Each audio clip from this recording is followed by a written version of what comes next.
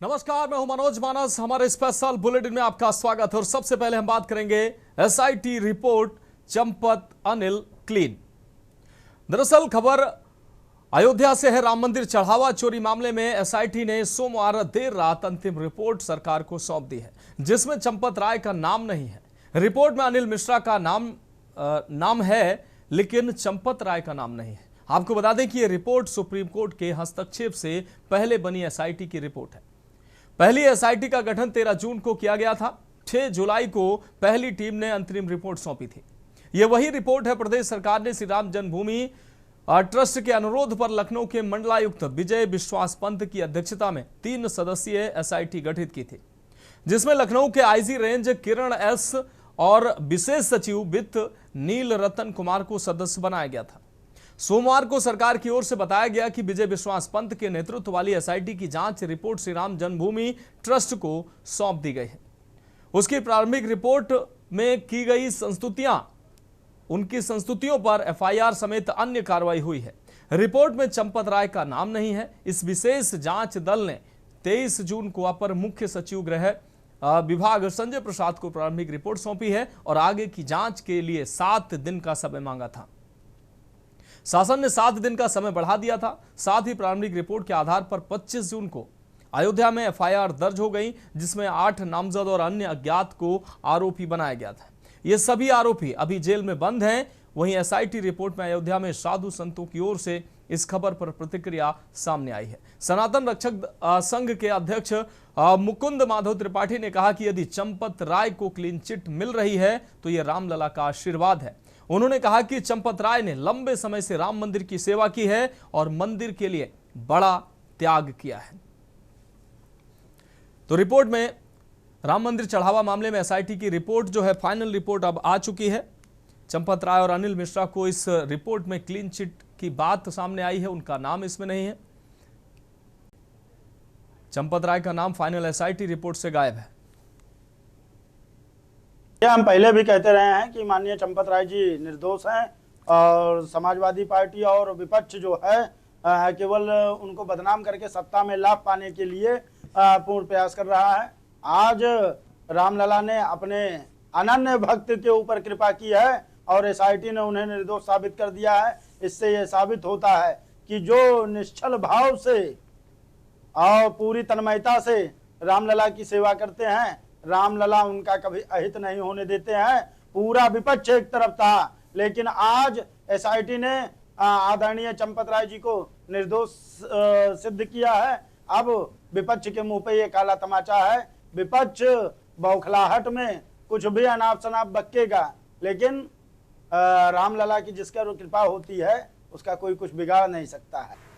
राम मंदिर में अनियमितता को करके उत्तर प्रदेश के माननीय मुख्यमंत्री योगी श्री आदित्यनाथ जी के द्वारा गठित जो एसआईटी टीम रही, उसकी जांच संपन्न हुई और गृह विभाग ने श्री राम जन्मभूमि तीर्थ क्षेत्र ट्रस्ट को जांच रिपोर्ट सौंप दिया है।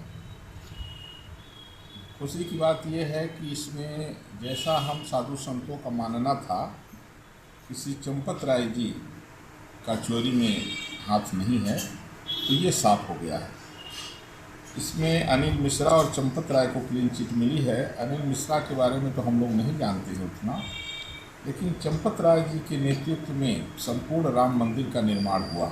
जय श्री राम। बहुत सौभाग्य की बात है, क्योंकि जिस प्रकार से आदरणीय चंपत राय जी को जो है बेगुनाह जो है लोगों ने अफवाह उड़ाया था और इल्ज़ाम लगा रहे थे, वह बेगुनाह साबित हुआ है। और जिस प्रकार से कर्मचारियों ने जो किया था गलती, उसका सजा वो भोगेंगे। और आदरणीय चंपत राय जी को जो है क्लीन चिट मिला हुआ है और शुरू से वो जो है संघ के साथ रह करके, विश्व हिंदू परिषद के साथ रह करके अपने जीवन व्यतीत किया था सत्यता पे। आज भी वो सत्यता पे कामी रहे रामलला जी की सेवा में। जिस प्रकार से निष्पक्ष उन्होंने सेवा भाव किया है, तो रामलला जी ने उनको जो है निर्दोष साबित कर दिया है। नहीं, ये कौन से साथी ने क्लीन चिट दिया है? यूपी का साथी क्लीन चिट दे दिया है। अभी तो सुप्रीम कोर्ट का साथी जांच चल रही है ना। सुप्रीम कोर्ट का हम लोग पहले ही कहे थे कि यूपी का साथी हमें संदेह है। अब सुप्रीम कोर्ट के साथी जांच जो हुई है, वो जो क्लीन दे दे तो क्लीन चिट दे मान ली जाएगी, कोई परेशानी नहीं है। अयोध्या वासियों का ये कहना है कि इन्होंने रामलला में पर्याप्त मंदिर में योगदान दिया है, कहीं ना कहीं रामलला इनके ऊपर पे, आप तो क्या कहेंगे उसको? नहीं, ठीक है, योगदान दिया है इन लोगों ने, अच्छा योगदान दिया है। ये सबसे बड़ी चोरी हो गई है, 8 लोग पकड़े गए हैं, जेल में हैं, अब इससे बड़ा योगदान क्या हो सकता है? तो राम मंदिर चढ़ावा मामले में एसआईटी जो है उत्तर प्रदेश सरकार की तरफ से गठित की गई एसआईटी की जो है रिपोर्ट जो है वो अब आ चुकी है और इसमें चंपत राय का नाम नहीं है। राम मंदिर चढ़ावा मामले में एसआईटी की अंतिम रिपोर्ट को लेकर सामने आई जानकारी में ट्रस्ट के पूर्व पदाधिकारियों को राहत मिलने की बात कही जा रही। क्लीन चिट में आखिर क्या खास है, आपको ग्राफिक्स के जरिए दिखाते हैं। आपको बता दें क्लीन चिट में क्या खास है, हम आपको दिखा रहे हैं। ट्रस्ट के पूर्व पदाधिकारियों को क्लीन चिट की बात कही जा रही है। एसआईटी की अंतिम रिपोर्ट में सबसे अधिक आरोपों का सामना कर रहे ट्रस्ट के पूर्व महासचिव चंपत राय क्लीन चिट मिलने की बात उनकी सामने आई है। पूर्व ट्रस्टी अनिल मिश्रा को भी क्लीन चिट की चर्चा है, सूत्रों से जानकारी मिल रही है, हालांकि उनका नाम लिस्ट में है, ऐसी जानकारी मिल रही।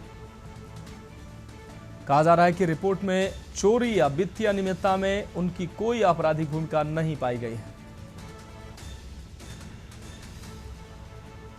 रिपोर्ट में केवल 8 मुख्य कर्मचारियों व्यक्तियों की संलिप्तता की पुष्टि हुई है, जिन्हें एफआईआर के आधार पर पहले ही गिरफ्तार कर जेल भेजा जा चुका है।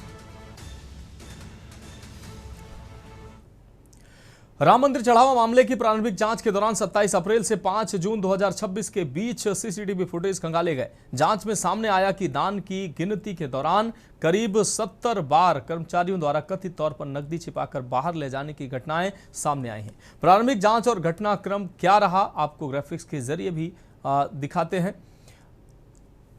प्रारंभिक जांच और घटनाक्रम आपको दिखा रहे हैं। सीसीटीवी जांच में खुलासा हुआ है प्रारंभिक रिपोर्ट के दौरान 27 अप्रैल से 5 जून 2026 के बीच सीसीटीवी चेक किए गए, जिसमें दान की गिनती के दौरान लगभग 70 बार कर्मचारियों द्वारा नकदी छिपाकर बाहर ले जाने के मामले सामने आए। एसआईटी ने पाया कि ट्रस्ट और एसबीआई द्वारा तय मानक संचालन प्रक्रिया का सही से पालन नहीं किया जा रहा था। प्रवेश द्वार और निकास द्वार पर कर्मचारियों की गहन तलाशी और बायोमेट्रिक जांच में ढिलाई बरती गई थी। एफआईआर के बाद अविनाश शुक्ला, अनुकल्प मिश्रा, लवकुश मिश्रा, मनीष कुमार यादव, करुणेश पांडे, रमाशंकर मिश्रा, सुभाष श्रीवास्तव और राम शंकर यादव को गिरफ्तार किया गया। और इस खबर पर अधिक जानकारी के लिए हमारे संवाददाता आरपी सिंह हमारे साथ अयोध्या से जुड़े हुए हैं। आरपी सिंह, उत्तर प्रदेश सरकार की तरफ से जो एसआईटी दान चोरी मामले पर दर्ज की गई थी, एसआईटी गठित की गई थी, उस एसआईटी की आज फाइनल रिपोर्ट आ गई है। उस रिपोर्ट में चंपत राय का जो नाम, जो सबसे ज्यादा जिनके ऊपर आरोप थे, उनका नाम नहीं है, यानी कि उनको क्लीन चिट मिल गई है क्या? दूसरा नाम जो अनिल मिश्रा हैं, उनके नाम में सस्पेंस बना हुआ, क्या उनका नाम लिस्ट में है या नहीं है? उनको भी क्लीन चिट मिल गई है? जी, आपको बता दें मनोज जी, पहले तो ये बताना चाहेंगे कि अयोध्या में आज जो है हम लोगों ने जीरो ग्राउंड पे उतर करके सर्वे किया। लोगों का यही धारणा है कि चंपत राय चोर नहीं हो सकते, क्योंकि उनकी लापरवाहियां हो सकती हैं, लेकिन वो चोर नहीं होते, क्योंकि वो जो है राम मंदिर में अहम भूमिका निभाए बनने से लेकर के हर चीज। अगर उनको लाखों रुपए का ऑफर मिला, करोड़ों रुपए का ऑफर मिला, तब वो नहीं छोड़े राम मंदिर को, तो अब वो चोरी नहीं करेंगे। इस चीज को हर व्यक्ति मानने को तैयार है रामनगरी अयोध्या में। रही बात कर रहा हूँ, ट्रस्ट ने अगर क्लीन चिट दी है तो कहीं ना कहीं पुख्ता सबूत, ऐसा कोई सबूत चंपत राय के खिलाफ नहीं मिला और न है कि जो चंपत राय ने चोरी की है। निश्चित रूप से प्रतिक्रियाएं तो जरूर सामने आ रही हैं। बहुत शुक्रिया आरपी सिंह इस तमाम जानकारी के लिए। तो चंपत राय का नाम फाइनल एसआईटी रिपोर्ट में फिलहाल नहीं है और लोग कह रहे हैं कि उन पर भगवान श्री राम की कृपा रही है, इसलिए उनको क्लीन चिट मिली है। और अब बात करेंगे एक्सप्रेस वे में भ्रष्टाचार की दरार। उत्तर प्रदेश के सबसे बड़े प्रोजेक्ट में से एक और देश के सबसे लंबे एक्सप्रेसवे में शुमार गंगा एक्सप्रेसवे बारिश के चलते वो धंस गया है। मेरठ से प्रयागराज को जोड़ने वाले इस 594 किलोमीटर लंबे एक्सप्रेसवे के निर्माण पर 36,000 करोड़ से अधिक की लागत आई थी, लेकिन बारिश की शुरुआती फुहारों में ही इसकी क्वालिटी की पोल खुल गई। दरअसल मेरठ से प्रयागराज जाने वाले रूट पर उन्नाव क्षेत्र के पास किलोमीटर संख्या 421 पर एक्सप्रेसवे की सड़क और साइड रेलिंग जो है, रेलिंग के पास करीब 10 मीटर लंबा गहरा गड्ढा हो गया। अचानक सड़क धंसने से वहां से गुजरने वाले वाहनों के लिए बड़ा खतरा पैदा हो गया। घटना की सूचना मिलते ही कार्यदायी संस्था और यूपी ईडा के अधिकारियों में हड़कंप मच गया। विभाग के अधिकारी बारिश के बीच ही आनन फानन में मौके पर पहुंचकर सड़क और रेलिंग की मरम्मत कराने के कार्य में जुट गए। आपको बता दें कि 594 किलोमीटर लंबे इस एक्सप्रेसवे को प्रदेश के 12 जिलों से जोड़कर बनाया गया है, जिससे मेरठ से प्रयागराज तक का 12 घंटे का सफर घटकर महज 6 घंटे का रहने का दावा किया गया था। प्रधानमंत्री नरेंद्र मोदी ने इसी साल 29 अप्रैल को उद्घाटन किया था। इसके महज 3 महीने के बाद ही एक्सप्रेसवे का इस तरह धंसना इसकी निर्माण सामग्री और इंजीनियरिंग की क्वालिटी पर भी गंभीर सवाल खड़े कर रहा है। स्थानीय लोगों और यात्रियों का आरोप है कि कार्यदायी संस्था और जिम्मेदार अधिकारी अपनी कमियों को छुपाने के लिए बारिश में ही लीपापोती करने में लगे हुए हैं। वहीं लखनऊ कानपुर एक्सप्रेसवे पर लगातार 34वें दिन सड़क धंसने की खामी मिली। सोमवार को उन्नाव से लखनऊ जाने वाली लेन में करीब 15 किलोमीटर तक सड़क का एक हिस्सा कई जगह धंसा मिला है। यह स्थिति आपको बता दें मोइदीनपुर गांव के पास किलोमीटर संख्या 70.1 से पड़री के झब्बा खेड़ा गांव के पास की है, जहां 55.2 किलोमीटर संख्या तक ये दरार है। सड़क धंसने से करीब 3 किलोमीटर चौड़ी नाली जैसी स्थिति बन गई है। बारिश का पानी इसमें भर जाने से वाहन सवारों के लिए खतरा बढ़ गया है। नेवरना गांव के पास किलोमीटर 62.7 से 62.9 तक करीब 200 मीटर सड़क पर बारिश का पानी भरा है। यहां सड़क की बजरी और गिट्टी दिखाई दे रही है। कोरारी कला गांव के पास किलोमीटर 71.8 पर 3 दिन पहले करीब 30 मीटर धंसी सड़क की पैचिंग की गई है। पैचिंग सड़क की सतह से ऊंची होने के कारण यहां से गुजरते समय वाहन उछल रहे हैं। कोरारी गांव के पास किलोमीटर संख्या 64.1 पर सड़क के नीचे बरसात का पानी जाने से करीब 10 मीटर हिस्से का डामर फूल कर उखड़ने लगा है। यह स्थान उस हिस्से से करीब 50 मीटर पहले है, जहां 26 और 29 जुलाई को करीब 200 मीटर सड़क धंस गई थी। उस हिस्से को निर्माण एजेंसी पीएनसी ने 3 फीट गहराई तक खोदकर दोबारा बनाया था। लखनऊ से उन्नाव जाने वाली लेन पर भी कोरारी खुर्द के पास किलोमीटर 70.2 और पाठकपुर तौरा के बीच किलोमीटर संख्या 61.8 पर की गई पैचिंग सड़क से ऊंची है। इससे वाहनों को झटका लग रहा है। एक्सप्रेसवे का उद्घाटन 13 जुलाई को हुआ था। इसे बनाने में 4,200 करोड़ रुपए का खर्च आया था।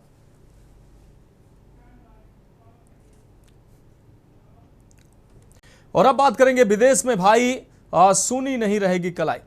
खबर कानपुर से है। रक्षाबंधन के मौके पर विदेश में रहने वाले भाइयों तक राखी पहुंचाने के लिए भारतीय डाक ने बहनों के लिए विशेष व्यवस्था शुरू की है। निजी कुरियर सेवाओं की सुविधा उपलब्ध नहीं होने वाले देशों और जहां कुछ सेवाओं पर पाबंदी है, वहां भी भारतीय डाक के अंतर्राष्ट्रीय डाक माध्यम से राखी भेजी जा रही है। इन माध्यमों से राखी भेजी जा सकेगी। इससे विदेश में रह रहे भाई बहनों के बीच दूरी के बावजूद रक्षाबंधन का त्यौहार और भाई बहन का स्नेह कायम रहेगा। डिप्टी पोस्ट मास्टर जो है काउंटर दीपेंद्र शुक्ला ने बताया कि राखी भेजने के लिए डाक विभाग की ओर से पीले और गुलाबी रंग के विशेष लिफाफे उपलब्ध कराए जा रहे हैं। इन विशेष लिफाफों की कीमत महज 10 रुपए रखी गई है। बहनों को राखी के लिफाफे में सुरक्षित तरीके से पैक कर उसे सील करना होगा। इसके बाद CN 22 कस्टम डिक्लेरेशन फॉर्म भरकर लिफाफे के ऊपर चिपकाना होगा। सभी जरूरी प्रक्रिया पूरी होने के बाद राखी को अंतर्राष्ट्रीय डाक सेवा के माध्यम से संबंधित देश के लिए भेजा जाएगा। डाक विभाग के मुताबिक रूस और यूरोप के कई देशों के लिए राखियों की बुकिंग हो रही है। इसके अलावा अमेरिका, ऑस्ट्रेलिया, कनाडा के लिए भी बड़ी संख्या में राखियां भेजी जा रही हैं। विभाग का कहना है कि कई देशों में भेजी गई राखियां करीब 10 से 15 दिनों के भीतर भाइयों तक पहुंच रही हैं। इस विशेष व्यवस्था के चलते विदेश में रहने वाले भाई भी रक्षाबंधन पर अपनी बहनों की भेजी गई राखी प्राप्त कर सकेंगे और हजारों किलोमीटर की दूरी के बावजूद रिश्तों की ये जो डोर है वो मजबूत बनी रहेगी। त्योहार हर बहन के लिए एक बहुत खुशी का होता है कि अपने भाई को कलाई पे राखी बंधे, और हम लोग पूरी कोशिश करते हैं कि अंतिम दिन तक वहां तक पहुंच जाए राखी, चाहे वो देश की बात हो चाहे विदेश की बात हो।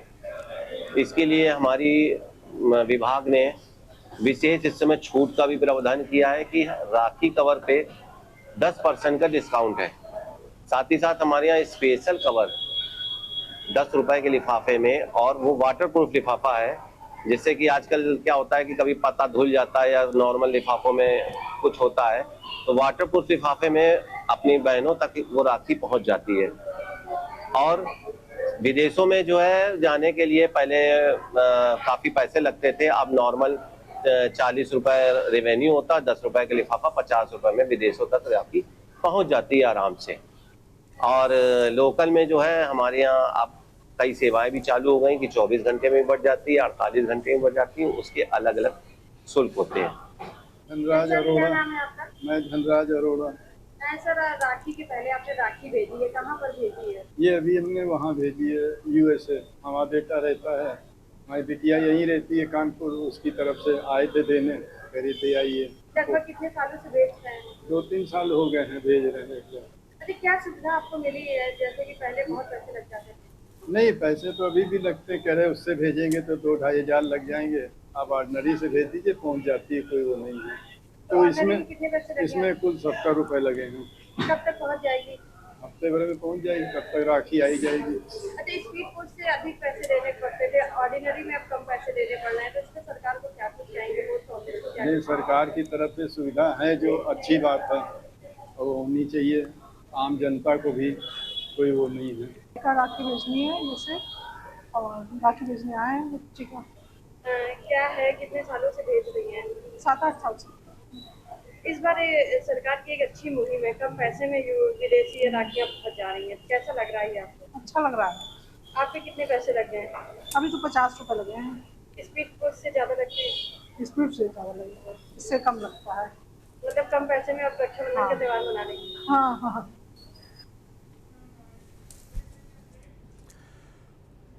तो फिलहाल हमारे स्पेशल बुलेटिन में वक्त है कि हम ब्रेक का, ब्रेक के बाद हम बात करेंगे प्रतापगढ़ में सरेआम कत्ल की। ब्रेक के बाद हमारे स्पेशल बुलेटिन में एक बार फिर से आपका स्वागत है। हम बात करें प्रतापगढ़ में सरेआम कत्ल की। प्रतापगढ़ में दिन दहाड़े गोलीबारी की सनसनीखेज वारदात से हड़कंप मच गया है। आपको बता दें, कोहंडौर थाना क्षेत्र के मदाफरपुर बाजार में मेडिकल स्टोर संचालक की गोली मारकर हत्या कर दी गई है। बताया जा रहा है कि रिटायर्ड फौजी बहनोई ने अपने साले पर ताबड़तोड़ फायरिंग कर दी है। गोलियों की आवाज सुनकर मौके पर पहुंचे ग्रामीणों ने आरोपी को पकड़ लिया और उसकी पिटाई कर दी।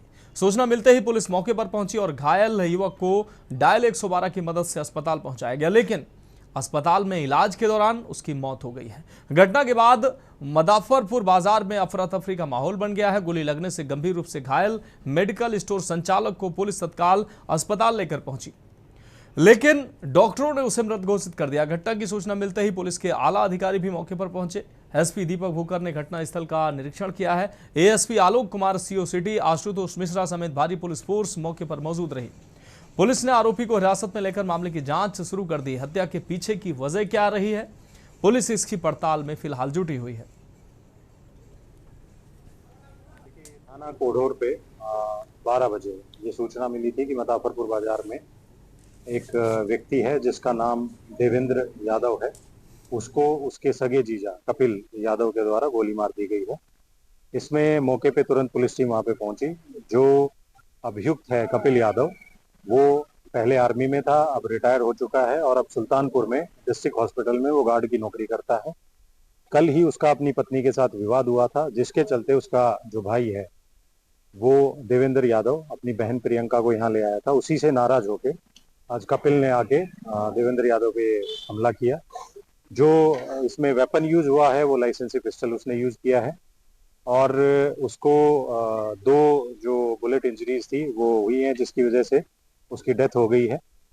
जो अभियुक्त है उसके साथ भी उसके ससुराली जन ने जब ये घटना उसने कारित की तो उसके बाद उसके साथ मारपीट की। उसको अभी हॉस्पिटल में अभी एडमिट करवाया है और इसमें तहरीर प्राप्त करके अग्रिम मैदानी कार्रवाई पुलिस के द्वारा की जा रही है। और अब बात करेंगे शिक्षा का बंटाधार स्कूल बना ताला। खबर कन्नौज से है, जहां चिबरामऊ क्षेत्र के अकबरपुर स्थित सरकारी कंपोजिट विद्यालय की तस्वीरों ने शिक्षा व्यवस्था की पोल खोल दी है। तेज बारिश के बाद स्कूल परिसर और कक्षाओं में घुटनों तक पानी भर गया है, जिससे बच्चों की पढ़ाई पूरी तरह से बाधित हो गई है। कई बच्चे स्कूल के गेट पर खड़े रहे, जबकि जलभराव के कारण सरकारी दस्तावेज भी भीग कर खराब हो गए। जर्जर भवन और पानी से भरे परिसर के बीच बच्चों पर सांप, बिच्छू जैसे जहरीले जीवों का खतरा भी मंडराने लगा। शिक्षक खुद पानी में उतरकर जल निकासी की कोशिश करते नजर आए हैं। प्रधानाचार्य का कहना है कि इस समस्या की कई बार अधिकारियों से शिकायत भी की है, लेकिन स्थायी समाधान अभी तक नहीं निकला है। वहीं खंड शिक्षा अधिकारी ने फिलहाल पंचायत कार्यालय में पढ़ाई कराने की बात कही है।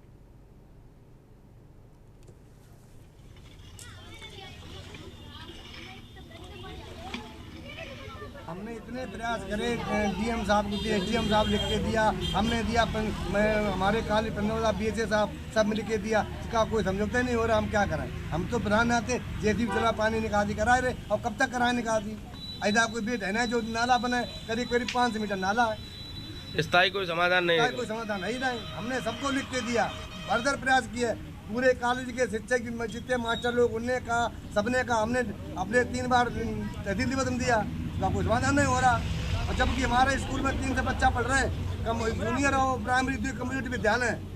तो ये पानी बारिश में भरता है कि वैसे? केवल बारिश है। और अब बात करेंगे सड़क निर्माण में भ्रष्टाचार के। खबर बुलंदशहर से, जहां पासू क्षेत्र में आपको बता दें बनेल बम्बे से अलीपुर तक बन रहे सड़क निर्माण के सड़क मार्ग के निर्माण में घटिया सामग्री लगाए जाने का आरोप लगाते हुए स्थानीय लोगों ने प्रदर्शन किया। करीब 2,74,32,000 रुपए की लागत से लगभग 4 किलोमीटर सड़क का निर्माण कराया जा रहा है। लोगों का आरोप है कि निर्माण कार्य में मानकों की अनदेखी कर घटिया सामग्री का इस्तेमाल किया जा रहा है। वहीं प्रदर्शनकारियों ने ठेकेदार पर सरकारी धन और सरकार की मंशा को नुकसान पहुंचाने का भी आरोप लगाया है। लोगों ने सवाल उठाया कि आखिर किसकी सह पर निर्माण में कथित तौर पर घटिया सामग्री लगाई जा रही है। स्थानीय लोगों ने मामले की शिकायत उच्च अधिकारियों से करने और निर्माण कार्य की जांच की मांग की है।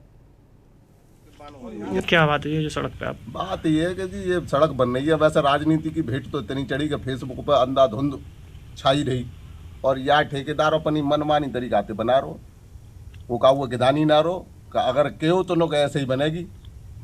वहाँ से लेके मतलब 4 किलोमीटर को टुकड़ा है, 10 कट्टा सीमेंट लगाई हुई मुश्किल थी, सो बारिश में रात में उतर गई है, वो दिन में तो करी ना रहो, मानक के बिल्कुल विरुद्ध बन रही है सड़क के। जो यहाँ पर अगर एक हाईवे वो निकाल दो, ट्रक निकाल दो तो सबरी बैठ जाएगी सड़क, ऐसी सड़क बन रही है। ये सही बननी चाहिए, या कहना चाहे अधिकारी सब अपने घर सो रहे।